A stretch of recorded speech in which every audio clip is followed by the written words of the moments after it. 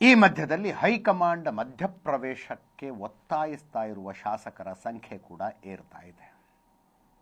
High command ಮಧ್ಯಪ್ರವೇಶ, ಸಿದ್ದರಾಮಯ್ಯನವರ ಬಣದ ನಿಲುವು ಸ್ಪಷ್ಟ ಇದೆ. ಯಾಕ್ರಿ ಬರ್ಬೇಕು ಹೈಕಮಾಂಡು, ಏನಾಗಿದೆ ಅಂಥದ್ದು, ನಡ್ಕೊಂಡು ಹೋಗ್ತಾ ಇದ್ವಾ ಸರ್ಕಾರ ಅಂತ. ಹೈಕಮಾಂಡ್ ಮಧ್ಯಪ್ರವೇಶಕ್ಕೆ ಒತ್ತಾಯಿಸ್ತಾ ಇರುವವರ ಪೈಕಿ ಬಹುತೇಕರು ಒಂದೋ ಡಿ ಕೆ ಶಿವಕುಮಾರ್ ಕಡೆ ಅವರಿದ್ದಾರೆ, ಅಥವಾ ತಟಸ್ಥರಿದ್ದಾರೆ. ಅವರು ಲಕೋಟೆಯಲ್ಲಿ ಯಾರ ಹೆಸರು ಬರುತ್ತೋ ಅವ್ರ ಪರವಾಗಿ ಕೈ ಎತ್ತವ್ರು ನಾವು ಅಂತ ಇರುವಂತಹ ಶಾಸಕರುಗಳು. ನೋಡಿ, H C Balakrishna, D K Shivakumar ಮುಖ್ಯಮಂತ್ರಿ ಆಗಬೇಕು ಅಂತ ಕಾಯ್ತಾ ಇರುವಂಥವ್ರು. ಮೊನ್ನೆ ಸುದ್ದಿ ಬ್ರೇಕ್ ಮಾಡ್ತಲ್ಲ ಏಷ್ಯಾನೆಟ್ ಸುವರ್ಣ ನ್ಯೂಸು, 8-9 ಜನ ಶಾಸಕರು ಒಂದೇ ಫ್ಲೈಟ್ನಲ್ಲಿ, ಹಳೆ ಮೈಸೂರು ಭಾಗದ 8-9 ಶಾಸಕರು ಡಿ ಕೆ ಶಿವಕುಮಾರ್ ಬೆಂಬಲಿಗರು ಒಂದೇ ಫ್ಲೈಟ್ನಲ್ಲಿ ದಿಲ್ಲಿಗೆ ಹೋದ್ರು ಅಂತ ಸುದ್ದಿ ಬ್ರೇಕ್ ಮಾಡಿದ ಸ್ವಲ್ಪ ಹೊತ್ತಿನಲ್ಲಿ ಎಚ್ ಸಿ ಬಾಲಕೃಷ್ಣ ಅವರ ಸಪೋರ್ಟರ್ಸ್ ಪೇಜ್ಗಳಲ್ಲಿ, ಸೋಷಿಯಲ್ ಮೀಡಿಯಾದಲ್ಲಿ ಕೆಲವೇ ದಿನಗಳಲ್ಲಿ ಸಿಹಿ ಸುದ್ದಿ, ಕೆಲವೇ ದಿನಗಳಲ್ಲಿ ಹ್ಯಾಪಿ ನ್ಯೂಸ್ ಅಂತ ಪೋಸ್ಟ್ಗಳು ಓಡಾಡ್ತಾ ಇದ್ವು.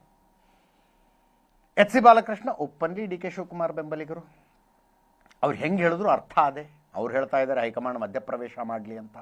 ಇವತ್ತು ತನ್ವೀರ್ ಸೇಠ್ ಅವರ ಸ್ಟೇಟ್ಮೆಂಟ್ ಇಂಪಾರ್ಟೆಂಟು. ನಿಮ್ಗೆ ಯಥಾವತ್ತಾಗಿ ಹೇಳಬೇಕು ಅಂದರೆ, ಹೈಕಮಾಂಡ್ ತನ್ನ ನಿರ್ಧಾರ 2 ದಿನಗಳಲ್ಲಿ ಹೇಳಲಿದೆ. ಹೈಕಮಾಂಡ್ ಮೊದಲೇ ತಮ್ಮ ನಿಲುವನ್ನು ಸ್ಪಷ್ಟಪಡಿಸಬೇಕಾಗಿತ್ತು. ಈಗ ಅಪಾಯಕಾರಿ ಹಂತ ತಲುಪುವ ಲಕ್ಷಣ ಕಾಣಿಸ್ತಾ ಇದೆ ಅಂದರು. ಅಪಾಯಕಾರಿ ಹಂತ ತಲುಪುವ ಲಕ್ಷಣ ಕಾಣಿಸ್ತಾ ಇದೆ. ರಾಜಕೀಯವಾಗಿ ನನ್ನನ್ನು ಬೆಳೆಸಿದ್ದು ಡಿ ಕೆ ಶಿವಕುಮಾರ್, ನನ್ನ ಮೇಲೆ ಡಿ ಕೆ ಶಿವಕುಮಾರ್ ಋಣ ಇದೆ, ನಾನು ಸತ್ಯನೇ ಹೇಳ್ತಾ ಇದ್ದೀನಿ ಅಂದರು. ಅದಾದ ನಂತರ ಬೇಳೂರು ಗೋಪಾಲಕೃಷ್ಣ, ಹೈಕಮಾಂಡ್ ಹೆಂಗೆ ಹೇಳುತ್ತೋ ಅದಕ್ಕೆ ನಾವು ತಯಾರು, ಏನು ಸಂದೇಶ ಬಂದರೂ ಫಾಲೋ ಮಾಡ್ತೀವಿ, ಆದಷ್ಟು ಬೇಗ ಹೈಕಮಾಂಡ್ ಒಂದು ಒಳ್ಳೆಯ ನಿರ್ಧಾರ ತಗೋಬೇಕು ಅಂತ. ಕೇಳಿಸ್ಕೊಳ್ಳಿ. ಕಾಂಗ್ರೆಸ್ನಲ್ಲಿ ಹೈಕಮಾಂಡ್ ಅಂತಿಮ ತೀರ್ಮಾನ ಮಾಡ್ತದೆ, ನಂಬರ್ಸ್ ಮೇಲೆ ತೀರ್ಮಾನ ಆಗಲ್ಲ. ಇದು ಅಂತಿಮವಾಗಿ ಹೈಕಮಾಂಡ್ ಯಾರನ್ನ ಆಗಬೇಕು ಅಂತೇಳಿ ತೀರ್ಮಾನ ಮಾಡ್ತದೆ, ಆ ತೀರ್ಮಾನ ಆಗ್ತದೆ. ಡಿ ಕೆ ಶಿವಕುಮಾರ್ ಅವರು ಯಾವತ್ತೂ ಕೂಡ ಯಾರಿಗೂ ನೀವು ಹಿಂಗೆ ಮಾಡಿ ಹಂಗೆ ಮಾಡಿ ನಮ್ಮ ಬೆಂಬಲಕ್ಕೆ ನಿಲ್ಲಿ ಅಂತೇಳಿ ಅವರು ಯಾರಿಗೂ ಹೇಳಿಲ್ಲ, ಸೂಚನೆಯನ್ನು ಕೊಟ್ಟಿಲ್ಲ. ಹೈಕಮಾಂಡ್ ತೀರ್ಮಾನ ಮಾಡ್ತದೆ. ನಾನು ಹೈಕಮಾಂಡಲ್ಲಿ ಮನವಿ ಮಾಡ್ತಕ್ಕಂಥದ್ದು ಪಕ್ಷಕ್ಕೆ ಮುಜುಗರ ಆಗದೆ ಇರತಕ್ಕಂಥ ರೀತಿಯಲ್ಲಿ ಒಂದು ಇತ್ಯರ್ಥ ಆಗಲಿ, ಇದೊಂದು ಅಂತಿಮ ತೀರ್ಮಾನವನ್ನು ಹೈಕಮಾಂಡ್ ಮಾಡಬೇಕು. ಇಲ್ಲದಿದ್ದರೆ ನನ್ನ ವೈಯಕ್ತಿಕ ಅನಿಸಿಕೆ ಪಕ್ಷಕ್ಕೆ ತುಂಬ ಹಾನಿ ಆಗ್ತದೆ. ಅಬ್ಸರ್ವ್ ಮಾಡ್ತಾರಿಂದ ಕೂಡಲೇ ಇದಕ್ಕೆ ಒಂದು ಅಂತಿಮ ತೆರೆ ಎಳಿಬೇಕು ಹೈಕಮಾಂಡ್. ಇದು ಅಂತಿಮವಾಗಿ ಶಕ್ತಿ ಇರ್ತಕ್ಕಂಥದ್ದು ಹೈಕಮಾಂಡ್ಗೆ ಏನು ಮಾಡಬೇಕು ಅಂತೇಳಿ. ಈಗ ಅದಕ್ಕೆ ಸ್ಪಷ್ಟತೆಯಿಂದ ಉತ್ತರ ಇನ್ನೊಂದು 2 ದಿನಗಳಲ್ಲಿ ಬರುವಂಥ ನಿರೀಕ್ಷೆನೂ ಇದೆ, ಸ್ಪಷ್ಟತೆ ಬರುತ್ತೆ. ಖಂಡಿತವಾಗಿಯೂ ಭಾಳ ಸ್ಪಷ್ಟವಾದಂತಹ ಸಂದೇಶ ಬರುತ್ತೆ. ನಿಧಾನಗತಿಯಲ್ಲಿ ಅಥವಾ ನಾವು ತಗೋಬೇಕಾದ ತೀರ್ಮಾನನ ಮುಂದೂಡಿಸಿದಂತಹ ಸಂದರ್ಭದಲ್ಲಿ ಕೆಲವೊಂದು ಅಪಾಯಕಾರಿಯಾದಂತಹ ಬೆಳವಣಿಗೆಗಳು ಆಗುತ್ತೆ. ನನ್ನ ಋಣ ಡಿ ಕೆ ಶಿವಕುಮಾರ್ಗೆ ಇದೆ. ನನಗೆ ರಾಜಕೀಯವಾದಂತಹ ರೂಪ ಕೊಟ್ಟಂಥವ್ರು, ಅದನ್ನು ಎಲ್ಲ ಕಡೆಗೆ ನಾನು ಹೇಳಿದ್ದೇನೆ.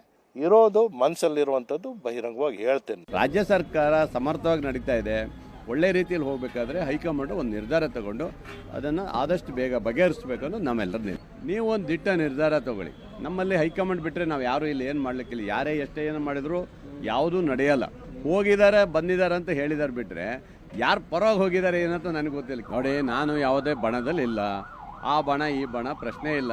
ನಮ್ದು ಏನು ನಿರ್ಧಾರ ಅಂತಂದರೆ ಹೈಕಮಾಂಡ್ ಏನು ಸಂದೇಶ ಕೊಡ್ತಾರೆ ಆ ಒಂದು ಇದರಲ್ಲಿ ನಾವು ನಿರ್ಧಾರ ತಗೊಳ್ತೀವಿ ಅಷ್ಟೇ. ನಾವು ಯಾವುದೇ ಇಲ್ಲ. ಕಾಂಗ್ರೆಸ್ ಬಣ, ನನ್ನ ಬಣ ಕಾಂಗ್ರೆಸ್ ಬಣ. ನನಗೆ ಸಿದ್ದರಾಮಯ್ಯ ಸಾಹೇಬರು ಬೇಕು, ಡಿ ಕೆ ಸಾಹೇಬರು ಬೇಕು, ಎಲ್ಲರೂ ಬೇಕು. ನಾನೇ ಹೇಳಿದೆ, ರಂಗನಾಥ್ ಫೋನ್ ಮಾಡಿದ್ರು, ಅದೇ ಹೇಳಲಿಲ್ಲ. ಡೆಲ್ಲಿಗೆ ಬರ್ತೀರಾ ನೀವು ಹಿಂಗೆ ಅಂತ ಕೇಳಿದ್ರು. ಇಲ್ಲ, ನಾನು ಎಲ್ಲೂ ಬರೋಕ್ಕಾಗೋದಿಲ್ಲ, ಕಾರ್ಯಕ್ರಮ ಇದೆ. ನಮ್ಮ ಅಭಿಪ್ರಾಯ ಏನು ಸರ್? ಈಗ ಸರ್ಕಾರದಲ್ಲಿ ಈ ರೀತಿ ಬೆಳವಣಿಗೆಗಳಾಗ್ತಾ ಇದೆ, ಸಿಎಂ ಬದಲಾವಣೆ ಆಗ್ತಾರೆ ಅಂತಾನ? ಅದು ಹೈಕಮಾಂಡ್ ಬಿಟ್ಟು ವಿಚಾರ. ಹೈಕಮಾಂಡ್ ಏನು ತೀರ್ಮಾನ ಮಾಡ್ತಾರೋ. ಕಾಂಗ್ರೆಸ್ ಪಕ್ಷದ ಕಟ್ಟಾಳು ಸಿಪಾಯಿ, ಅದರಿಂದ ಅಲ್ಲಿ ಏನು ತೀರ್ಮಾನ ಆಗುತ್ತೆ ಅದಕ್ಕೆ ಭದ್ರವಾಗಿರ್ತೀವಿ. ಸಿಎಂ ಎಲ್ಲ ಯಾವ್ದಾರ ಕೆಲ್ಸಕ್ಕೆ ಮಾಡ್ತಾನೆ ಇರ್ತಾರೆ, ನಾನು ಮಾತಾಡ್ತಾನೆ. ಮುಖ್ಯಮಂತ್ರಿಗಳು ನಮ್ದು ಲ್ಯಾಂಡ್ ಬ್ಯಾಂಕ್ದು ಚುನಾವಣೆ ಇದೆ, ಅದು ವಿಚಾರವಾಗಿ ನನ್ನ ಹತ್ರ ಚರ್ಚೆ ಮಾಡಿದೆ. ರಾಜ್ಯ ಸರ್ಕಾರ ಸಮರ್ಥ. ತಿಪಟೂರು ಶಾಸಕ ಷಡಕ್ಷರಿ ಅವರ ಹೇಳಿಕೆಯ ಮೊದಲ ಅರ್ಧದ ಅರ್ಥ ಏನು? ಕುಣಿಗಲ್ ರಂಗನಾಥ್ ಫೋನ್ ಮಾಡಿದ್ರು, ದಿಲ್ಲಿಗೆ ಬನ್ನಿ ಅಂತ ಕರೆದ್ರು. ಯಾಕೆ ಅಂತ ನಾನು ಕೇಳಲಿಲ್ಲ ಅಂತ ಕೇಳಿದ್ರು. ಏನು ಹೇಳ್ತಾ ಇದ್ರು ಕುಣಿಗಲ್ ರಂಗನಾಥ್ ಅವರು? ಹೊಸ ಪಾರ್ಲಿಮೆಂಟ್ ಭವನ ನೋಡ್ಕೊಂಬರೋಣ ಬನ್ನಿ ಒಂದು ರೌಂಡು ಅಂತಿದ್ರ? ಯಾಕೆ ಅನ್ನೋದು ಗೊತ್ತಿರೋದಿಲ್ವಾ? ಬಟ್ ಕುಣಿಗಲ್ ರಂಗನಾಥ್ ಫೋನ್ ಮಾಡಿ ದಿಲ್ಲಿಗೆ ಹೋಗಿ ಬರೋಣ ಬನ್ನಿ ಅಂತ ತಿಪಟೂರು ಶಾಸಕರನ್ನು ಕರೆದಿದ್ದರ ಅರ್ಥ ಏನು ಅಂದರೆ, ಮತ್ತೊಮ್ಮೆ ಹೇಳಿದ್ವಲ್ಲ ನಾವು, ಶಾಸಕರ ಬೆಂಬಲವನ್ನು ಒಗ್ಗೂಡಿಸಿಕೊಳ್ಳುವ ಪ್ರಯತ್ನ ನಡೀತಾ ಇದೆ ಅಂತ. ಅದನ್ನು ಪ್ರೂವ್ ಮಾಡುವಂಥ ಸ್ಟೇಟ್ಮೆಂಟ್ ಅದು ಕುಣಿಗಲ್ ರಂಗನಾಥ್ ಅವರು ಕರೆದದ್ದು. ಇನ್ನೊಂದು ಕಡೆ ಎಲ್ಲ ಬೆಳವಣಿಗೆಗಳ ಮಧ್ಯದಲ್ಲಿ ಸದ್ಯಕ್ಕಂತೂ ಕ್ಯಾಬಿನೆಟ್ ರೀಶಫಲ್ ಆಗೋದಿಲ್ಲ ಅಂತ ಶಾಸಕರುಗಳಿಗೆ ಅರ್ಥ ಆಗಿದೆ.